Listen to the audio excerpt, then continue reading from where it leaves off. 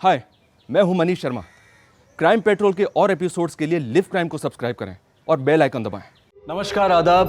Crime petrol सतर्क के आज के इस केस में मैं अनूप सोनी आप सबका स्वागत करता हूं। जहां बाहरी रूप से दुनिया अपनी रफ्तार से भागती हुई दिखाई देती है, वहीं भीतरी रूप से इंसान हमेशा से अपनी पहचान, अपने वजूद की तलाश में रहा है। असफलताओं से डरता सफल होने के लिए किसी भी हद तक जाने को तैयार, अंधभक्ति, अंधविश्वास, कर्मकांड सब आजमा रहा है। क्या पुलिस को मिली ये लाश भी किसी अंधभक्ति, अंधविश्वास की देन थी, या फिर इसका सच कुछ और था? क्योंकि अंदाजा लगाना मुश्किल था कि वो आदमी था या औरत या फिर ट्रांसजेंडर, और वो इस हालात और इस दोहरे पहनावे में क्यों थी। स्नेह को गए आज पूरे 5 दिन हो गए हैं। पता नहीं किस हाल में होगा मेरा बेटा। बच्चा नहीं है वो, यहाँ भी होगा, अपना ख्याल रख सकता है। माँ मैं हूँ ना, मैं सब संभाल लूंगी, आप बिल्कुल टेंशन मत लो।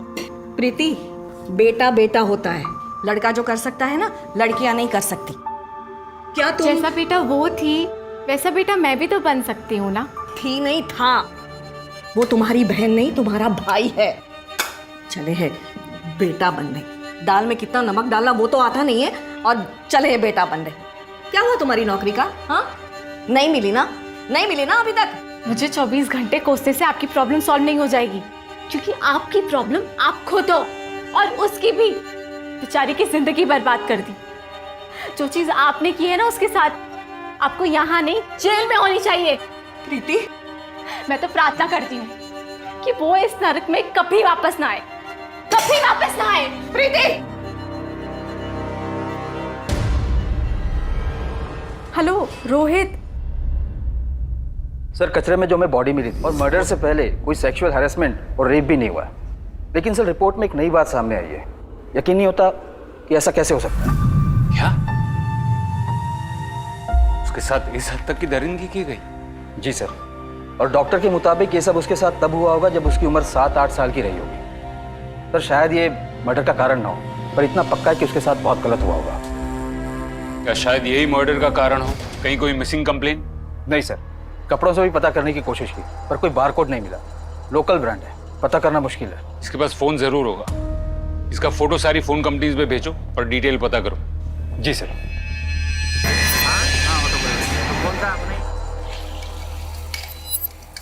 अंगद, तेरे लिए ऑमलेट बनाऊं या हाफ फ्राई? पापा, आपको पता तो है मुझे हाफ फ्राई नहीं पसंद। पता है, लेकिन तुझे चिढ़ाने में ना मुझे बड़ा मजा आता। शक्ल देख अपनी। अच्छा पापा, वो स्कूल वाले ना हमको ट्रिप पे लेके जा रहे महाबलेश्वर, अच्छा, तो थोड़े पैसे मिलेंगे? बेटा जिस हिसाब से तेरे स्कूल वाले छुट्टियां देते हैं ना, उल्टा उन्हें मुझे पैसे देने चाहिए। मतलब आप पैसे नहीं देंगे? ठीक है, फिर नहीं जाता। अरे यार, 2 मिनट में मुंह फुला लेता है। मजाक कर रहा था। अलमारी में रखे पैसे, जितने चाहिए ले ले। लेकिन कब जा रहे हो तुम लोग? कल सुबह। सर, आपका फोन कंपनी वाला आइडिया सक्सेसफुल रहा। लड़की का नाम स्नेह यादव था, मुलुंड एरिया का है। ये देखिए सिम कार्ड की कॉपी। स्नेह यादव, मुलुंड। देखते हैं हमारे कितने सवालों के जवाब हमें यहाँ मिलते हैं। परसों शाम तक आ जाऊंगा। हाँ सुनो, एक तो अपना ख्याल रखना, और मुझे फोन करते रहना। ठीक है, बाय बाय। बाय।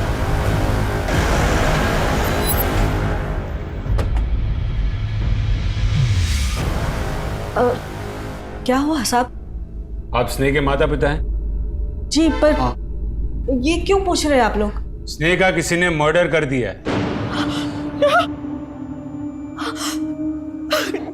देखा, मैंने कहा था ना, कितना कहा था, मेरा बेटा, मेरा स्नेह मुसीबत में है। आप जाइए, पुलिस को बताइए।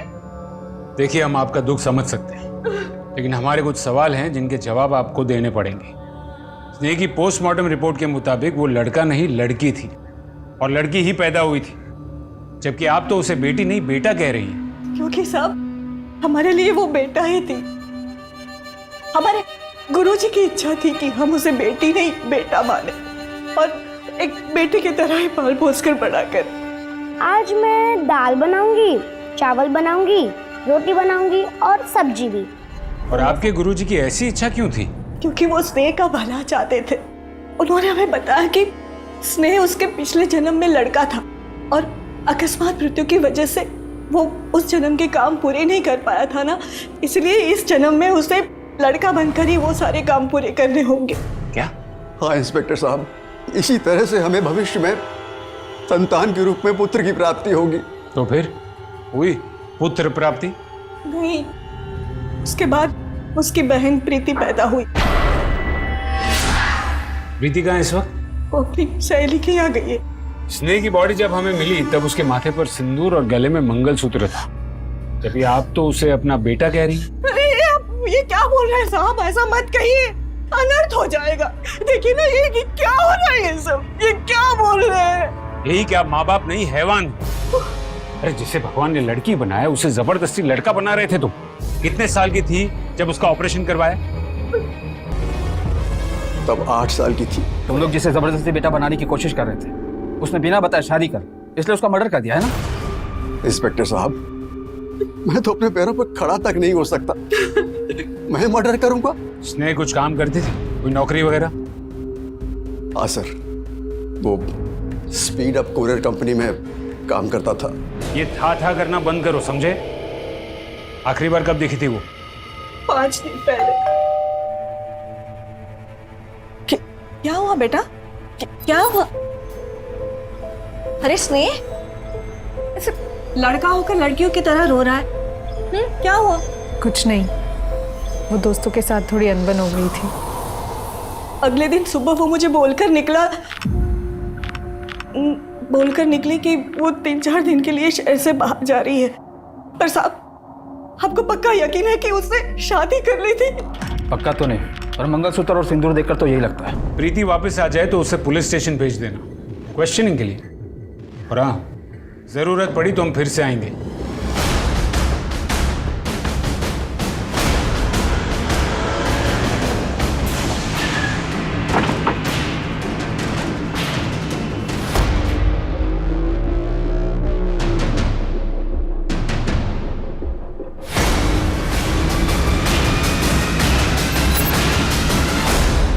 स्नेह जाधव पिछले 1 साल से हमारे यहाँ पर नौकरी कर रहा है।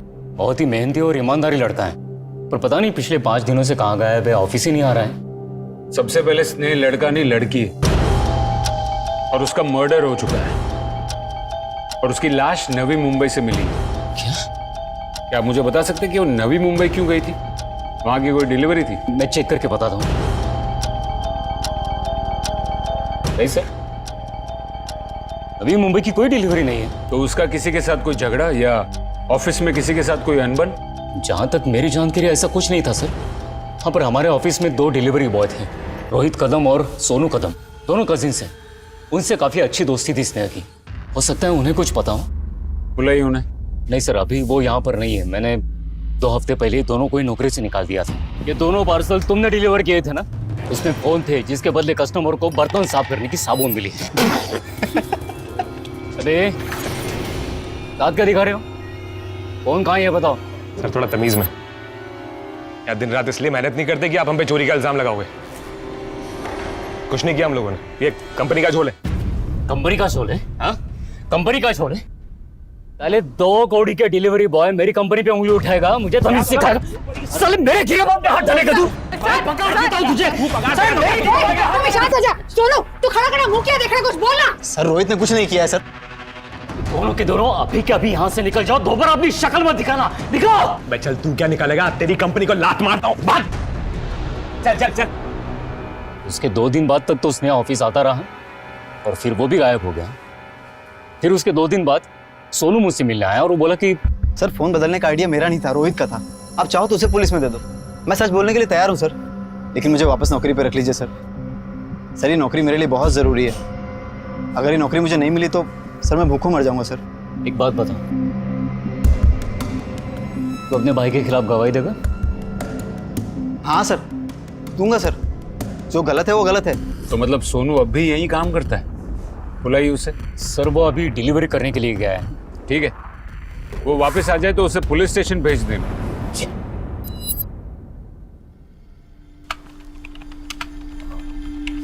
Yes sir. एक रूम चाहिए था। सर आपकी फैमिली कहाँ है? फैमिली तो साथ नहीं है। सर आपकी उम्र 18 साल से कम है और 18 साल से तो देखिए ना मैडम, देखिए चलता है आजकल ये सब, है ना। और सिर्फ 2 ही दिन की तो बात है।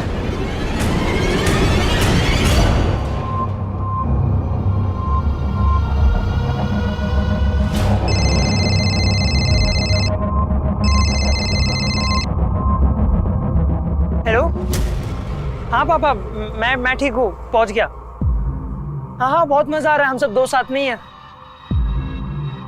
हाँ, खाना खा लूंगा पापा। हाँ, ओके बाय।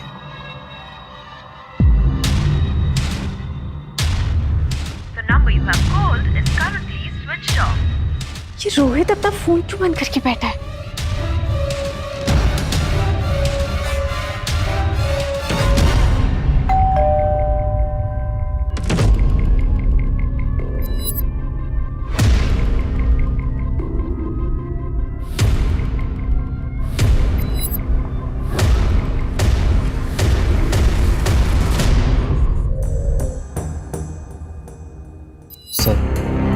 सर मैं तो कभी सोच भी नहीं सकता सर कि मेरे किसी जानने वाले का मर्डर हो सकता है। अच्छा, ये बात है। तो अब पता चल गया ना कि मर्डर हो सकता है। चल बता, अगर तूने मर्डर नहीं किया तो कौन कर सकता है? सर रोहित कर सकता है। रोहित तेरा चचेरा भाई? एक बात बता, तू बचपन से ही सारे इल्जाम उस पर डालते आया है या ये नया शुरू किया है? तूने कुरियर कंपनी की नौकरी भी ऐसे ही वापस ली ना? नहीं सर मैं इल्जाम नहीं लगा रहा हूँ, मैं सच कह रहा हूँ। मर्डर कर सकता है ये इल्जाम ही हुआ। वजह बता, वो स्नेह का मर्डर क्यों करेगा? चल बोल। सर नौकरी से निकाले जाने के बाद मैं और रोहित बहुत दुखी थे। तब स्नेह हमारा मूड ठीक करने के लिए हमें चाइनीज बाखड़ा ले गया। क्यों टेंशन ले रहा है? अरे चली गई, दूसरी नौकरी मिल जाएगी। अभी तेरा भाई लेके आना तो मस्त जगह पे। चॉपर राइस ऑर्डर करूं? नहीं खाना है चॉपर राइस तेरा। साला तेरी वजह से मेरी नौकरी चली गई।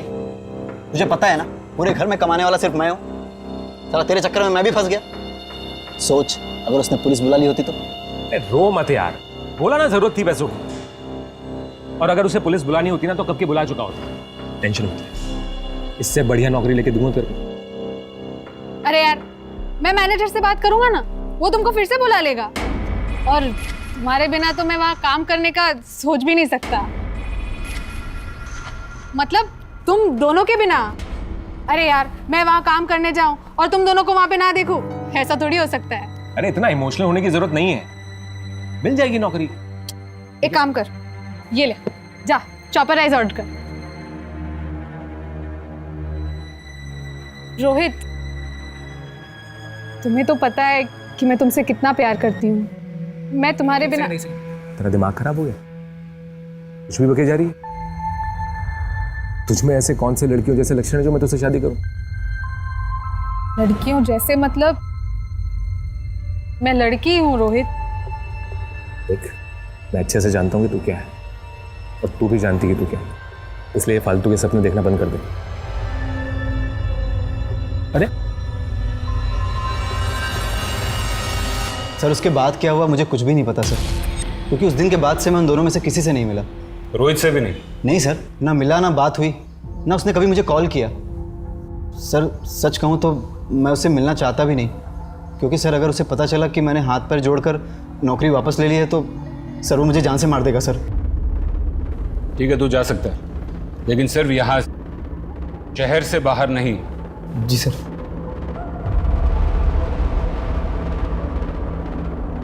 सर आपको क्या लगता है ये सच बोल रहा है? अगर सभी लोग इतनी आसानी से सच बोलने लगे तो अपना काम आसान नहीं हो जाएगा। सर रोहित का फोन पिछले 4 दिनों से स्विच ऑफ है। कॉल लोकेशंस के मुताबिक रोहित और सोनू पिछले 7 दिनों से मुलुंड में ही है। सर दोनों भाइयों के बीच पिछले 7 दिनों में फोन पर कोई बात नहीं हुई। और स्नेह? सर उसके कॉल रिकॉर्ड्स के मुताबिक उसकी आखिरी बात एक पंडित से हुई थी। पंडित? बुलाओ उसे। ये लड़का कुछ भी बकवास किए जा रहा है और आप चुपचाप खड़े क्यों हो? कुछ बोलते क्यों नहीं इसे?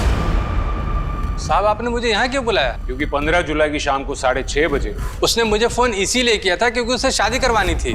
इस शहर में बाकी और भी पंडित हैं जो शादी ब्याह करवाते हैं, उसने तुम्हें ही क्यों फोन किया और उसे नंबर कहाँ से मिला? अब साहब ये मैं कैसे बता सकता हूँ, लेकिन हाँ इतना बता सकता हूँ कि वो शादी कराने के लिए आने वाली थी पर आई नहीं, और वो अपनी नहीं अपनी बहन प्रीति की शादी कराने वाली थी।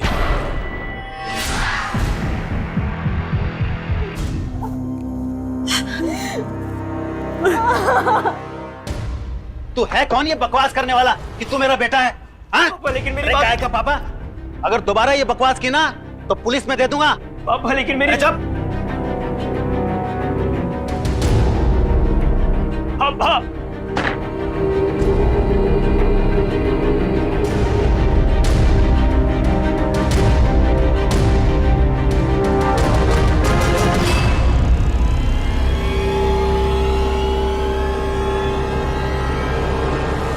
सॉरी सर, मैं मानती हूँ कि मुझे पहले आना चाहिए था, लेकिन स्नेह के अंतिम संस्कार की वजह से।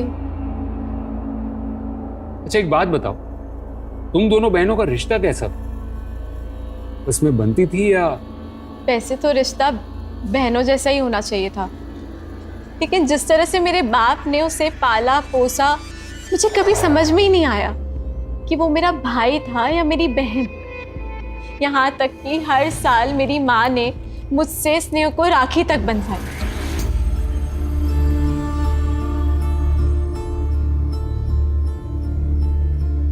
मतलब स्नेह भी एक भाई की तरह तुम्हें अपनी जिम्मेदारी समझती थी, शायद इसलिए वो पंडित से तुम्हारी शादी करवाने की बात कर रही थी। शादी? सर मेरी शादी की कभी बात ही नहीं हुई, और वो ऐसा क्यों करेगी? प्रीति जी ये तो आप हमें बताएंगी, क्योंकि आपकी फैमिली में जो चल रहा था वो नॉर्मल नहीं था। सर मैं नहीं जानती कि वो क्या कर रही थी और क्यों कर रही थी। प्रीति जी, कॉल रिकॉर्ड्स हैं आपके हमारे पास। हर दूसरा कॉल आपने रोहित को किया। इसका मतलब साफ है कि दोनों बहनें एक ही लड़के को पसंद करती थी और इसीलिए तुमने स्नेह का मर्डर किया। मैंने कुछ नहीं किया है सर। तुम रोहित को कैसे जानती हो? देखो सच बोलो, ये तो हमारे पास और भी तरीके हैं। सर मैं सच बोल रही हूँ, मैंने स्नेह को नहीं मारा है। रोहित और सोनू को मैं इसलिए जानती हूँ क्योंकि वो उसके साथ काम करते थे और वो उसके दोस्त हैं। और मैं रोहित को सिर्फ इसलिए कॉल कर रही थी क्योंकि घर से जाते हुए स्नेह ने कुछ ऐसी बात कही थी जो मुझे आज तक नहीं समझ आई। सारी जिंदगी मैंने इस झूठ को सच मानकर बिता दी। कितना कुछ सहा है इस झूठ के वजह से, पर बस अब नहीं। अब मैं अपनी जिंदगी अपनी मर्जी से जीऊंगी वो बनकर जो मैं हूँ। सर मैं कुछ नहीं जानती, मेरा रोहित से कोई वास्ता नहीं है। स्नेह का फोन बंद आ रहा था इसलिए मैंने रोहित को कॉल किया, पर उसने कभी मेरा फोन उठाया ही नहीं, और उसके बाद उसका फोन भी स्विच ऑफ हो गया था। तुम जा सकती हो।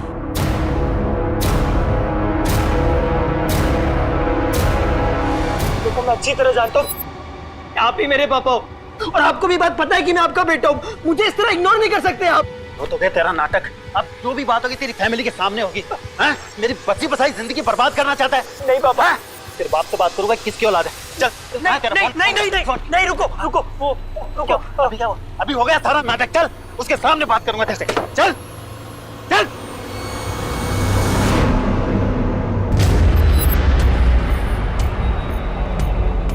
सर ये देखिए, यही वो पार्सल है जिसके बारे में मैंने आपको बताया था। इस पे केयर ऑफ स्नेह जाधव लिखा है और पार्सल प्रीति जाधव के नाम से।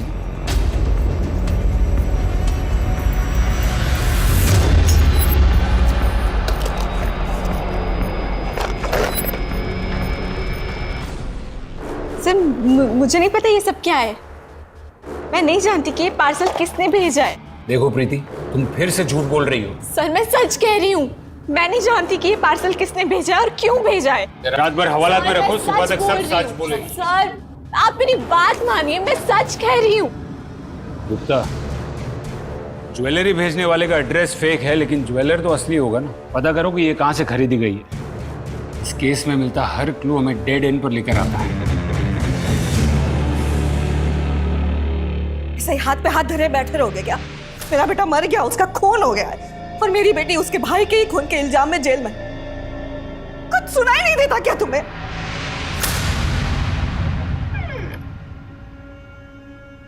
हाँ हाय पापा। अरे ट्रिप में बहुत मजा आया, पूरा थक गया हूँ पापा, तो अब फ्रेश होके मिलता हूँ। हाँ जी। कहाँ गया था तू? महाबलेश्वर। बताया तो था आपको पापा, दोस्तों के साथ स्कूल ट्रिप थी ना, तो इसलिए। क्या हुआ पापा? झूठ बोल रहा है, नहीं। तेरे जाने के बाद तेरे दोस्त यहाँ घर पे तुझसे मिलने आए थे। उन्होंने बताया स्कूल की तरफ से कोई ट्रिप नहीं था। झूठ बोल रहा है। एक मिनट पापा एक मिनट, ये लेटर आया था पापा। दिखा क्या लेटर आया था पापा, इसलिए गया था मैं। झूठा लेटर आया था।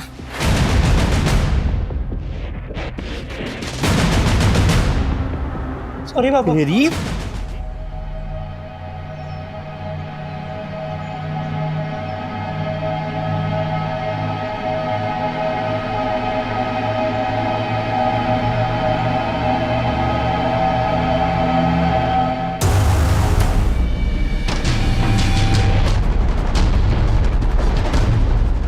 पुलिस को प्रीति जाधव के खिलाफ कुछ नहीं मिला, इसलिए मजबूरन उन्हें उसे रिहा करना पड़ा। सुधीर चौहान और अंगद चौहान के कॉल रिकॉर्ड्स और मोबाइल लोकेशन खंगाली गई और आखिरकार अंगद की मोबाइल लोकेशन की मदद से उन्हें सूरत के उस होटल के बारे में पता चला जहां अंगद चौहान 2 दिन तक रुका था। इस लड़की को देखा है यहाँ? मैडम, ये लड़का यहाँ 2 दिन रुका था और बकोली में 22 नंबर मकान के लिए पूछ रहा था। मैडम ये लड़का बेवकूफ़ है। एक दिन अचानक हमारे घर में आया और कहने लगा कि मेरे पति इसके पिता हैं। हमारी जिंदगी का तो सुकून छीन लिया इस लड़के ने। मैडम ये सब झूठ है। मेरे पति तो किसी की तरफ आंख उठाकर भी नहीं देखते। आपकी शादी को कितने साल हुए? जी मैडम 5 साल। ये लड़का 16 साल का है और आपकी शादी को केवल 5 साल हुए हैं। सर, वो लड़का मेरे घर आया जरूर था सर, लेकिन वो झूठ बोल रहा था सर कि वो मेरा बेटा है। मैंने उसे समझाया सर, वो चला गया। वो चला गया या तूने उसका मुंह बंद कर दिया हमेशा के लिए? मैं क्यों मारूंगा उसे जब वो मेरा बेटा था ही नहीं। मेरे जैसे ना 36 लोग आते हैं यहाँ पे। चेहरा देखकर बोल सकता हूँ कि वो झूठ बोल रहे हैं या नहीं। तो प्लीज छोड़िए सर, मैं बताता हूँ सब कुछ सच है सर। 14 साल पहले किडनैपर ने 50 लाख मांगे, मैंने दे दिए सर। उन्होंने कहा कि वो मेरा बेटा एक मंदिर के पास छोड़ जाएंगे। मैं वहां इंतजार करता रहा सर, लेकिन उन्होंने सर मेरा बेटा मुझे वापस नहीं दिया सर। तुम्हें तुम्हारा बेटा वापस मिल जाता अगर तुम पुलिस के पास जाते तो? सर मैं बहुत घबरा गया था सर। इतना कि बच्चा और पैसा दोनों जाने के बावजूद तुमने रिपोर्ट नहीं लिखवाई, दूसरी शादी कर ली और फिर एक दिन वो बच्चा तुम्हारे सामने आकर खड़ा हो गया और तुम डर गए और तुमने अपने हाथों से उसका खून कर दिया। पर नहीं मारा मैंने उसको सर। वो जब मेरे सामने आया तो मैं पहचान गया सर। सर इतने सालों में मैं मान चुका था कि वो वापस नहीं आएगा, यही मेरी किस्मत है। फिर कुछ सालों बाद उसकी मां को हार्ट अटैक आया सर, वो भी गुजर गई। फिर मैंने सर दूसरी शादी की। ये सुधीर वही है ना जिसने तेरे बेटे को किडनैप किया था? सर मैं बताता हूँ सर मैं उसका पीछा करते करते मुंबई आया जरूर था सर, लेकिन जैसे ही मैं उसके घर के पास पहुंचा सर तो मैंने एक आदमी को खून से सने हुए उसके घर से निकलते हुए देखा सर। कौन था वो आदमी? वो तो मुझे नहीं मालूम सर। रात भर बिठा के रखो, शायद सुबह तक उसकी शक्ल भी याद आ जाए। सर सुनिए मेरी बात सर। मैंने कुछ नहीं किया है सर। मुझे सुधीर चौहान, अंगद चौहान के अतीत के बारे में सारी डिटेल्स चाहिए। शाम के भी पास्ट और प्रेजेंट सब कुछ चेक कर। यस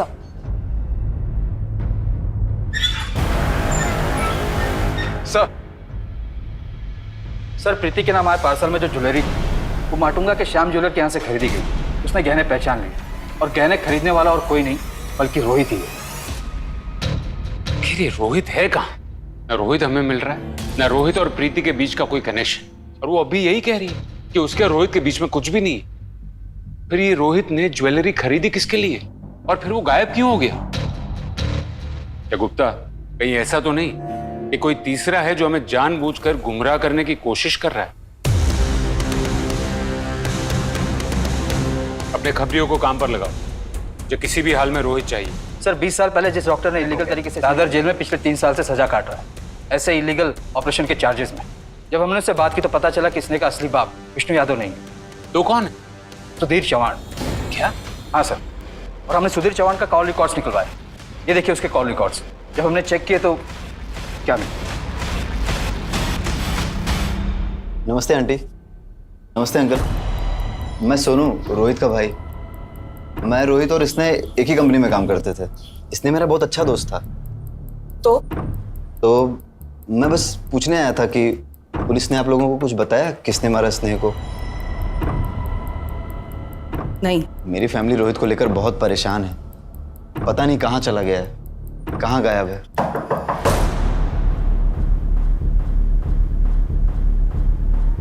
तू यहाँ क्या कर रहा है?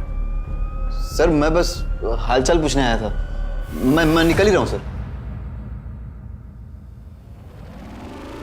आखिरकार हमने पता लगा ही दिया कि 15 साल पहले एक 8 साल की बच्ची के साथ गैर कानूनी ऑपरेशन किसने किया था और क्यों करवाया था, जिससे हमें यह भी पता लगा कि आपका एक नहीं 3 मर्डर के साथ वास्ता हो सकता है। स्नेह को अपने पिता के बारे में क्या पता था और आपका और सुधीर चौहान का क्या वास्ता था, यह आपको हमें पहले ही बता देना चाहिए था, क्योंकि हो सकता है कि स्नेह के मर्डर के साथ सुधीर के मर्डर का भी कनेक्शन हो। सुधीर मर गया? मेरी स्नेह सिर्फ 8 साल की थी, जबरदस्ती उसका ऑपरेशन करवा दिया, मुझे बिना बताए, ताकि वो कभी मां ना बन सके। मां तो क्या, वो किसी के साथ। उसी दिन मुझे और मेरी बच्चियों को छोड़कर भाग गया। फिर क्या, लोगों के घर पे बर्तन मांजे, झाड़ू कटका किया और बच्चों को पाला। इनके यहाँ भी मैं झाड़ू कटका करने आती थी, पर जब इन्होंने शादी के लिए पूछा तो मैंने तुरंत हाँ कर दी, बच्चों के लिए। मैंने जब स्नेह की शादी की बात की तब आपने ये क्यों कहा कि अनर्थ हो जाएगा? आप ऐसा मत कहिए, अनर्थ हो जाएगा। क्या मतलब था अनर्थ का? तो वो सदमे में निकल गया हो, ऐसा कोई सोचकर थोड़ी बोलता है। और देखिए, मैंने सुधीर के बारे में ये घर में किसी को कुछ नहीं बताया था, और स्नेह को भी यही बताया था कि तू ऐसे ही पैदा हुई थी। आपको यकीन है कि स्नेह को सुधीर के बारे में कुछ भी नहीं पता था? वो उसे कभी नहीं मिली थी कि आप तो अब तक सुधीर के कांटेक्ट में थी। सबूत है हमारे पास। सर, सुधीर चौहान की इंफॉर्मेशन निकालते वक्त उसके रिकॉर्ड्स हमारे पुलिस रिकॉर्ड से मैच हो गए। वो एक हिस्ट्री शीटर है, अपनी जवानी के दिनों में छोटे मोटे क्राइम्स कर एक बार नहीं कई बार जेल जा चुका है, और इन क्राइम्स में उसका एक पार्टनर भी था जो अब तक हमारी आंखों में धूल झोंक रहा था।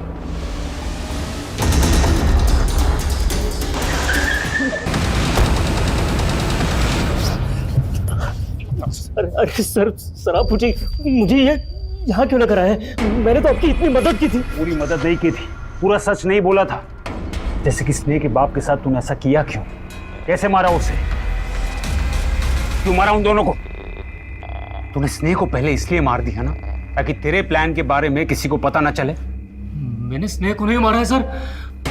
की बार जरा सा भी झूठ बोला या कुछ भी छुपाया ना, मां कसम तुझे तोड़ के रख देंगे। गवाह है हमारे पास जिसने तुझे उस दिन भागते हुए देखा था।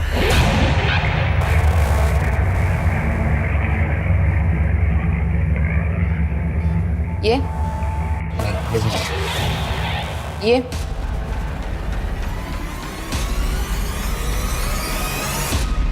सुधीर के घर से मिले तेरे जूतों के निशान से यह साबित होता है कि दोनों मर्डर तूने ही किए हैं। अब बता क्यों और कैसे? चौहान साला धोखेबाज निकला। बोला था जेल से बाहर आऊंगा तो मिलेगा मुझे। साले ने शक्ल भी नहीं दिखाई। जब मैं जेल से बाहर आया तो तब वो गायब हो चुका था। फिर मैंने ईमानदारी का रास्ता चुना और डिलीवरी बॉय की नौकरी शुरू कर दी, और अपनी मेहनत से मैं मैनेजर बना। तो चौहान को कभी भूल नहीं पाया मैं। फिर एक दिन स्नेह मेरे पास नौकरी के लिए आई। समझ गया था कि चौहान की बेटी है जिसका बचपन में उसने ऑपरेशन करवाया था, और उस वक्त मैं भी उसके साथ था। स्नेहा नाम है तुम्हारा? Yes sir. स्नेहा होना चाहिए था ना, तुम तो लड़की दिखती हो। सर वो मेरा पर्सनल मैटर है, आप प्लीज़ मुझसे अपने काम के सवाल पूछिए। मैं बहुत ही मन लगा के काम करूँगा और आपको मुझसे कभी कोई प्रॉब्लम नहीं होगी। मैंने स्नेहा को नौकरी पर रख लिया और पता लगा कि वो चौहान की बेटी है या नहीं। मैं अपने एम्प्लॉय के डेटाबेस से उसकी माँ उमा का नंबर निकाला और उससे कॉल किया। मैं कौन बोल रहा हूँ ये जानना जरूरी नहीं है, बस ये बताओ कि वो आजकल कहाँ है। मेरे हिसाब से तो जहन्नुम में है। अरे भाड़ में जाए। देखो मेरा उससे कोई लेना देना नहीं है अब। हाँ, उसका एक फोन नंबर है, चाहिए तो लिख लो, 444727 चौहान का नंबर तो मुझे मिल चुका था, पर मैं महीनों तक ये नहीं समझ पा रहा था कि मैं उसके साथ आखिर करना क्या चाहता हूँ। एक बार तो लगा कि मैं इतनी मेहनत से यहाँ तक पहुँचा हूँ, अपने काम से काम रखूँ, पर नहीं कर पाया। और फिर कुछ एक महीने पहले स्नेहा से बात की और उसे सब बता दिया। बेटा बात यह है कि तुम लड़की पैदा हुई थी, ना कि लड़का। हमारे माता पिता चाहते थे कि उन्हें लड़का हो, लेकिन हुई लड़की, इसलिए उन्होंने अस्पताल ले जाकर के तुम्हारा ऑपरेशन करवाया और लड़की से लड़का बना दिया। मैं खुद तुम्हारे पापा के साथ उस वक्त था। माँ ने कहा कि मैं ऐसे ही पैदा हुआ था, ना लड़की थी ना लड़का। माँ ने कहा अगर तू लड़का बन के रहेगा तो कम से कम लोग तेरी इज्जत तो करेंगे, पर ये सब झूठ था। इतना गलत किया उन्होंने मेरे साथ। बेटा, अगर तू इस धोखे का बदला लेना चाहे तो मैं तेरी मदद कर सकता हूँ, पर एक शर्त पे कि तू अपनी माँ को कुछ नहीं बताएगी।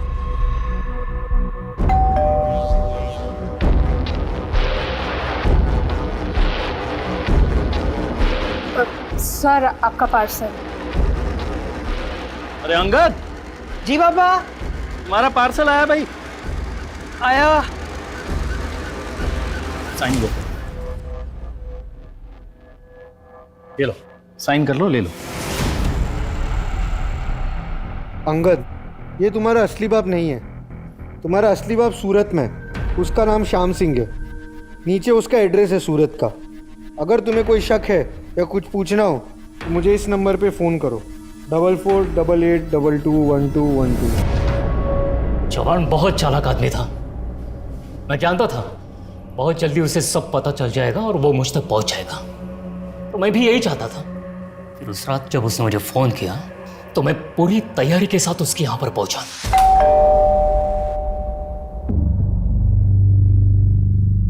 आजा, कुछ बात करनी है तुझसे। मैंने जवान को उसके किए की सजा दे दी। अंगद और स्नेह को किस बात की सजा दी? चल बता। 2 मर्डर कबूल कर लिए मैंने, तीसरे के लिए झूठ क्यों बोलूंगा? कौन सी सजा कम हो जाएगी मेरी? सर, ये कॉल रिकॉर्ड्स देखिए। सामने रहकर भी पुलिस को क्या घुमाया इसने? दाद देनी पड़ेगी। इसको उठा के लेके आओ। Right sir.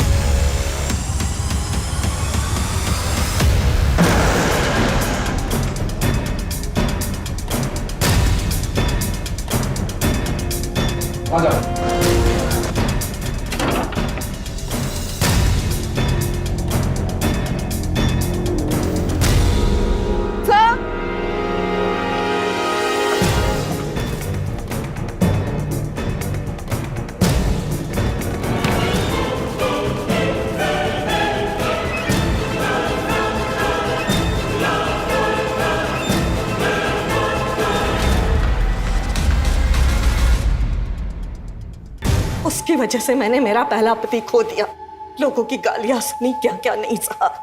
अब इस बुढ़ापे में मुझ में इतनी हिम्मत नहीं थी कि मैं मेरा दूसरा पति भी खो दूं और दर दर की ठोकर ही खाऊं। मतलब ये कि जिस दिन वो निकली ना, तब मैंने सब कुछ सुना था। प्रीति को क्या ज्ञान दे रही थी वो। सारी जिंदगी मैंने इस झूठ को सच मानकर बिता दी। कितना कुछ सहा है इस झूठ के वजह से, पर बस अब नहीं। अब मैं अपनी जिंदगी अपनी मर्जी से जीऊंगी, वो बनकर जो मैं हूँ। ये सब क्या बोल रहे हो? तुझे पता है वो आदमी जिसे मैं अपना बाप समझती थी, वो मुझे पैरों की मालिश के नाम पे क्या करवाता था? बताऊं मैं तुझे? मुझे बताने में भी घिन आ रही है। पता है, सब पता है। आजा, थोड़ी मालिश ही कर दे। वैसे भी तू किसी और काम का तो है नहीं। तो अब तुम क्या करोगी? अब मैं अपनी जिंदगी नॉर्मल तरीके से जीऊंगी। तुझे रोहित पता है ना, मैंने तुझे मिलाया था उससे एक बार। मैं और रोहित एक दूसरे से प्यार करते हैं। हालांकि हम अलग होने वाले थे क्योंकि रोहित की फैमिली मुझे ऐसे कभी एक्सेप्ट नहीं करती, पर अब रोहित भी प्यार करने लगा है मुझसे और वो मेरे लिए डॉक्टर ढूंढ रहा है जो मेरा इलाज कर सके ताकि मैं आगे जाके माँ बन सकूं। और वो मुझे डॉक्टर ही नहीं, पुलिस स्टेशन भी लेके जाने वाला है ताकि वो आदमी जिसे आज तक मैं अपना बाप समझती थी, उसे अपने किए की सज़ा मिले। सिर्फ इसे ही नहीं, उसे भी जिसने मेरी ये हालत की है। जो बाप जबरदस्ती अपनी बेटी को बेटा बनाना चाहता था। पर अभी तुम कहाँ जा रही हो? मैं अभी नवी मुंबई जा रही हूँ। रोहित के किसी जान पहचान वाले का फ्लैट खाली है वहाँ पे। जब तक हमारे हालात नहीं सुधरेंगे हम दोनों वहीं रहेंगे। ये देख, ये रोहित लाया है मेरे लिए, और उसने मेरे लिए कुछ और सरप्राइज भी रखा है। पर वो पार्सल हमने तेरे नाम पे मंगाया है। मैंने अपने कंपनी के कुरियर वाले लड़के को बोल दिया है कि अगर तेरे नाम पे कोई पार्सल आए तो तुझे ही डिलीवर करे। फिर तुमने हमसे झूठ क्यों बोला? क्योंकि मुझे कुछ समझ में नहीं आ रहा था कि मैं क्या करूं। मैंने रोहित को काफ़ी बार कॉल किया, लेकिन अचानक से वो भी गायब हो गया था। मुझे लगा कि ज़रूर मेरी माँ ने कुछ किया होगा, लेकिन अपनी माँ के खिलाफ आपको कैसे बताती। मैंने माँ से पूछा भी था, उन्होंने कहा कि उन्होंने कुछ नहीं किया। फिर मैंने देखा कि हमारे घर के पीछे वो जो जगह है जहाँ पर टूटा फूटा सामान पड़ा होता है, जहाँ कोई नहीं आता जाता, वहाँ अक्सर वहाँ जाया करती थी। मुझे शक हुआ तो मैं वहाँ देखने गई। तुमसे एक मदद चाहिए। हाँ, पैसे मिलेंगे। देखो, मैं उसका नंबर देती हूँ, वो नवी मुंबई में है। काम ठीक से होना चाहिए, खबर यहाँ तक पहुँचनी नहीं चाहिए, समझे?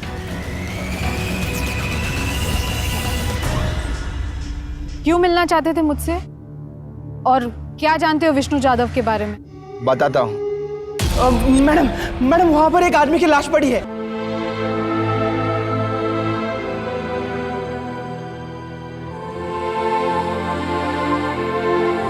स्नेहा जैसी किसी इंसान की कहानी सामने आती है तो तरक्की और आधुनिकता के मुंह पर कालिक पुच जाती है। उमा जाधव के पहले पति सुधीर चौहान का पुत्र के लिए मोह पहली दस्तक थी, और दूसरी तब जब उसने स्नेहा को लड़का बनाने की कोशिश की। उमा ने यह दस्तक अनसुनी की थी और स्नेहा को अपनी जान देकर इस लापरवाही और उमा के स्वार्थी होने की कीमत चुकानी पड़ी। स्नेहा की इस कहानी से हर माँ बाप को सबक लेना चाहिए कि बच्चों को गुलाम, अपनी इच्छाओं की पूर्ति करने वाले रोबोट और तानाशाही चलाने की जागीर ना समझें। साथ ही स्नेहा की यह दर्दनाक कहानी हमें यह सीख भी देती है कि चाहे वो कोई भी हो, गैर वाजिब मांगे पूरी नहीं की जा सकती। अब मैं अनूप सोनी आपसे विदा लेता हूं, फिर मुलाकात होगी क्राइम पेट्रोल सतर्क में एक और नए केस के साथ। तब तक अपना और अपने परिवार का ख्याल रखें, सतर्क रहें, सुरक्षित रहें और देखते रहें क्राइम पेट्रोल सतर्क। जय Hind. For more updates, subscribe to our channel, click the show links and enjoy watching the videos.